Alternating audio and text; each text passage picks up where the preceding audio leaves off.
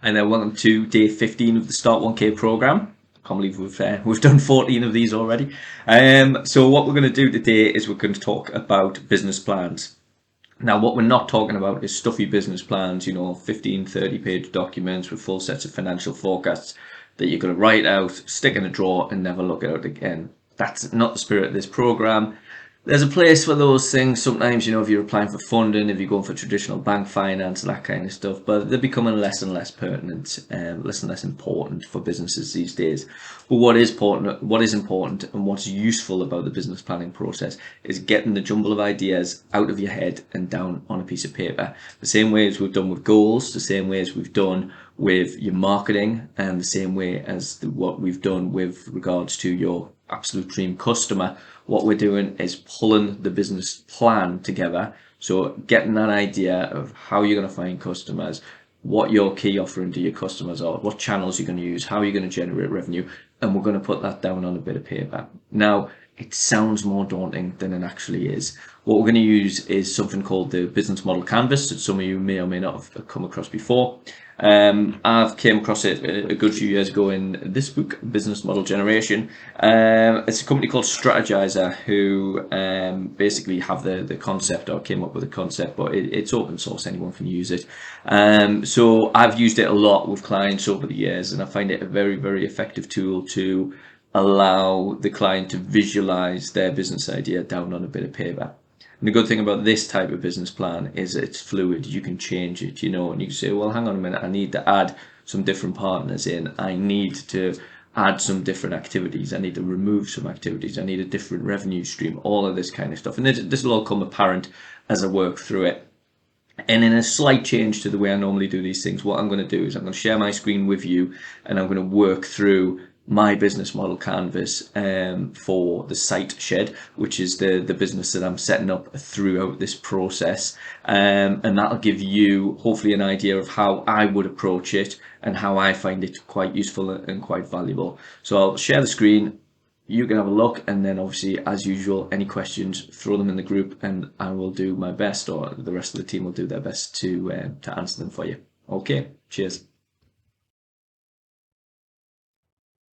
Right, okay, so hopefully you can see my screen there. Now, I'm using something called Miro, miro.com. You can see the address there. Now, what Miro is, it's basically an online collaboration tool. It's a whiteboard tool, and I've downloaded this specific template, which is the template for the business model canvas. And I'll put the links into the email that I send you. So there's a free version of Miro which allows you to create 3 different boards. These things are called boards. And I'm just utilizing this one, as you can see, to demonstrate it. I'll also put a link to the canvas itself so you can print it out. Some people like to print it out A4, A3 even, and use post-it notes for this, and I'll demonstrate how that works in a second. Okay, so we've got, excuse me, got these 9 different areas of the canvas. Now, you don't necessarily always have to fill all of these areas in, but what we have is key partners. So that is, what are your key partners to gain a competitive advantage? Key activities, what are the key steps to move ahead to your customers? Resources, what resources do you need to make your idea work? Key propositions, how will you make your customers' lives happier? Customer relationships, how often will you interact with your customers? Channels, how are you going to reach your customers?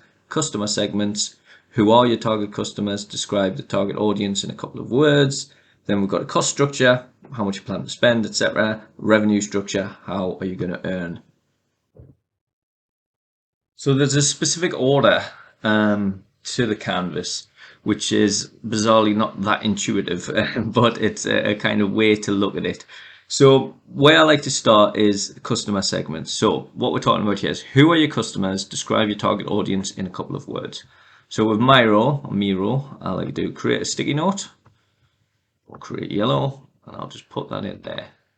And then I'll just type in who my target audience is. So for me with SiteShed, it would be small service-based business owners in the UK. Ideally construction, and then probably services.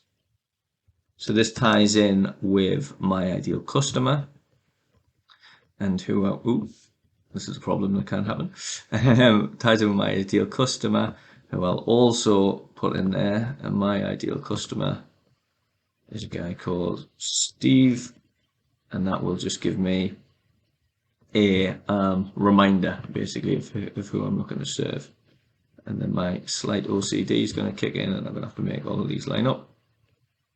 So what I try to do is I just copy those and paste them into the next one. So next one I'm looking at is the value proposition. So what is that I'm doing to make your customer's life happier? So what I'm doing to make Steve's life happier in this case is I am, creating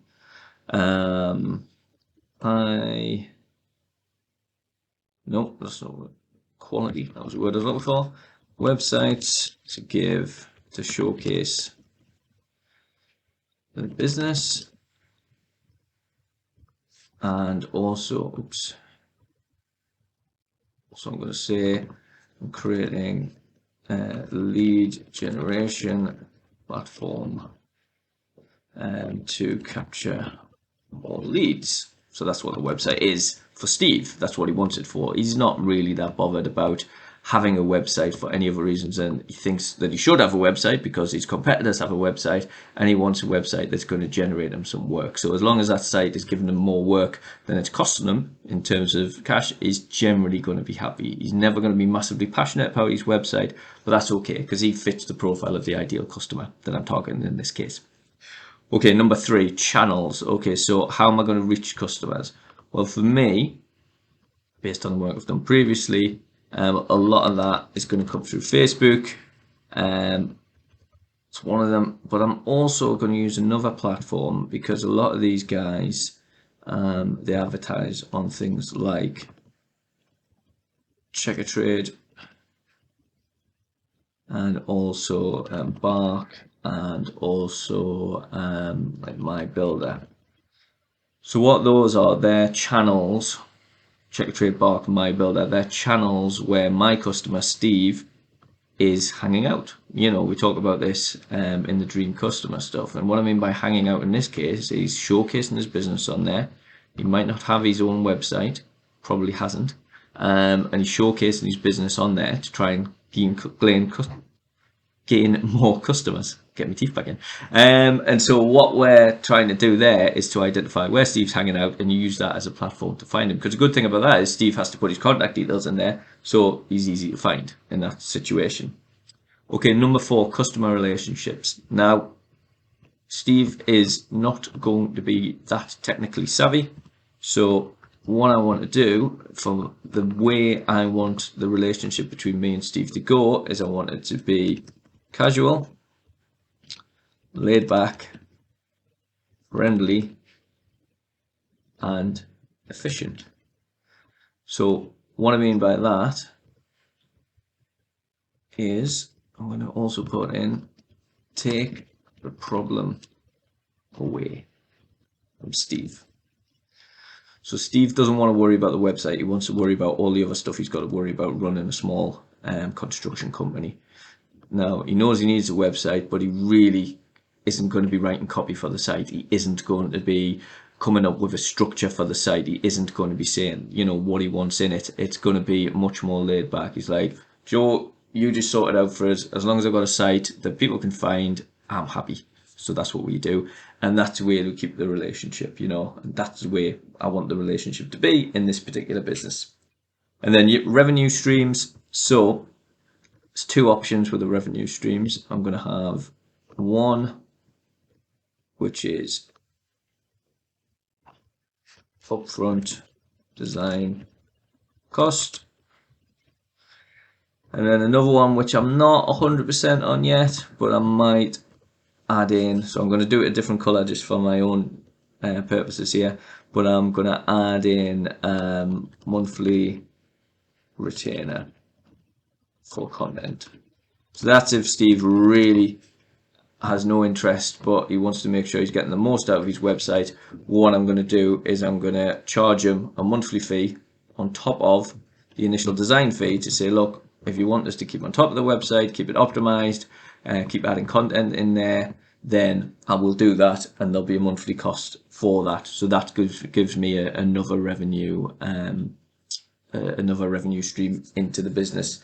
Next thing, key resources. What do I need to make the idea work? Well, I don't need much, to be honest with you. So I just need hosting. I need WordPress, and I use something called Beaver Builder, which just makes building WordPress sites a little bit easier for me, which is always nice. So it's literally all I need. You know, work from anywhere, work remotely, just need those simple things. And then the key activities obviously are web design, and another one which is key here is, because like I said earlier, Steve's not really going to do it, content creation. Can design a lovely website, but I've got nothing to say on it, then that's not going to be much good to me or Steve. And then finally, another important factor is search engine optimization. Now that's a big thing in its own right, and there are businesses set up just to do search engine optimization. So it's going to be basic search engine optimization, but it's going to need to be done. There's no point in creating a website that nobody's ever going to find, because that's just going to infuriate Steve. He's not going to be happy if no one can see his website. So we've got to do a bit of basic search engine optimization as well. Now we'll move on to key partners. So are there any partners that I need to work with to get competitive advantage? Well, to be honest, not really. So what I'm going to do is I'm going to use another code, and I could say people like FSB, so that's the Federation of Small Businesses, or I could say, you know, local business clubs.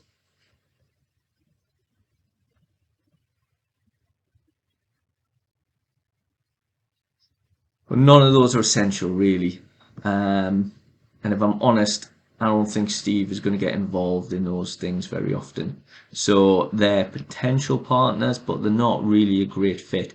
Like I said earlier, you don't really need to fill all of these bits in, you know. So say, for example, I was manufacturing shoes and I didn't have a shoe shop, then a key partner would be a local shoe shop, for instance, you know, or a chain of shoe shops. Alliteration is difficult for me today, but that's why I would use those, and that's why partners would come in. But from my point of view, they're not essential. And like I said earlier, this color coordination, I'm just putting the orange in to say, look, this isn't an essential part of my business model, but something I want to consider. The yellow is the essential part of the business model, so hopefully that gives you some clarity. But like I said, this is something that I will use dynamically. It's something that I'll print out, something that I will go back to. So I want to make sure that it's meaningful to me, and you can use whatever color coordination you like and whatever system you like that makes sense for you. That's the important thing. This is your document and it's a live document. And then cost structure. So how much you're planning to spend on the development and marketing for a certain period. I'm just going to say very low cost structure. So, and then all I've got in there is I'm going to have, give me a sec, just my hosting costs really, and domains, and that's it. So, oh, hang on, one more thing. I do have another cost, which is software, which in my case, like I said, is just Beaver Builder and a few add-ons. So that is it. Excuse me. So I've got a business model, as you can see. So let's just quickly run through that business model. So back to the beginning, I know who my customers are. Small service businesses based in the UK, Steve, essentially in this case. A value proposition, I'm going to create high quality websites to showcase their business, and I'm going to give them a method to generate leads, which is independent of these type of platforms here. The channels I'm going to use to reach my customers will be through Facebook, Checkatrade, Bark, MyBuilder, etc. So Facebook will be more advertising, posting in groups, etc. Checkatrade, Bark will be more cold outreach type of work. So more targeted, but a bit of a more difficult and more intensive way of doing things, but it's more likely that I'll get a hold of these guys. That said, a lot of other web designers, a lot of SEO companies will use these methods, so I'll have to think carefully about how I approach that. Customer relationships, how I want it to be. Well, I want it to be laid back, I want it to be friendly, I want it to be casual, but I still want it to be efficient. I want to get the job done for them, and I don't want it to be an intensive customer relationship. I've got a day job, so something that I can do fairly flexibly. That's important. But from Steve's point of view, I'm taking the problem away from him. He knows, he pays me the money, and he gets the website, and he gets it without much hassle. That's what he wants. The revenue streams are going to be the upfront design costs, whatever I charge for that, and then potentially a monthly retainer for additional content, etc. The key resources, I just need hosting and I need the software.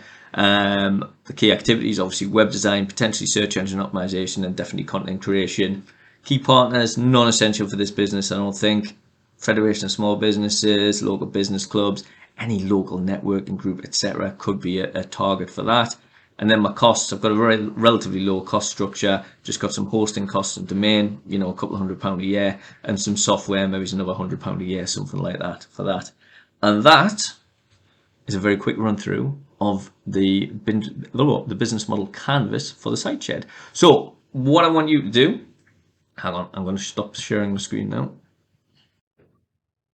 Okay, what I wanted you to do is to create your own business model canvas. So you can use Miro, don't know how to pronounce it. I'll send you the link to that within the email. I'll also send you a download link where you can download and print out if you would prefer. I've got some clients who just put these onto big whiteboards. I used to do that myself. I had a big whiteboard in the office. I drew the business model canvas on there and I used post-it notes to map out my business model, and that worked very, very well for me.